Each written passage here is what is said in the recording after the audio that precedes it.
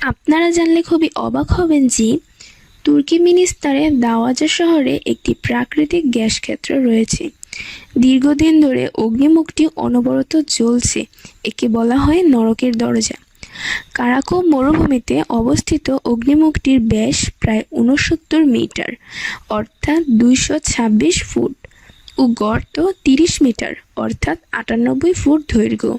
ভূতবিদগণ methane gas বিস্তার প্রতিরোধে এই জ্বালামুখটিতে আগুন লাগিয়ে দিয়েছিলেন এবং এটি ১৯৭১ সাল থেকে ক্রমাগত জ্বলছে।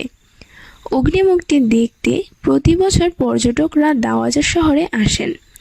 ২০০৯ সাল থেকে এখন পর্যন্ত ৫০,০০০ পর্যটক স্থানটি পরিদর্শন করেছেন।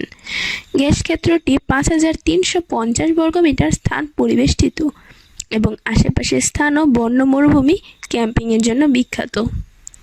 এটি কোনো প্রাকৃতিক গর্ত নয়।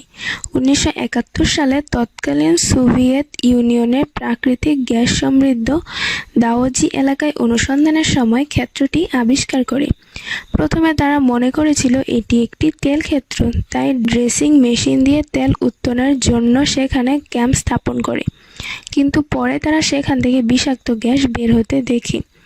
গ্যাস অনুসন্ধানের সময় অনুসন্ধানকারীরা গ্যাসবহুল গুহার মধ্যে মৃদু স্পর্শ করলে দুর্ঘটনাক্রমে মাটি ধসে পুরো ড্রেসিং রিগ্রেট সহ পড়ে যায়। যদিও এই দুর্ঘটনায় কেউ হতাহত হননি। প্রাথমিকভাবে গবেষণা করে বিষাক্ত মিথেন গ্যাসের ব্যাপারে গবেষকরা নিশ্চিত হন।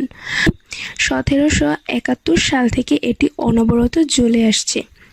২০১০ সালে এপ্রিলে তুর্কমেনিস্তানের রাষ্ট্রপতি গ্যাসটি পরিদর্শন করে এটি বন্ধ করার কথা বলেন।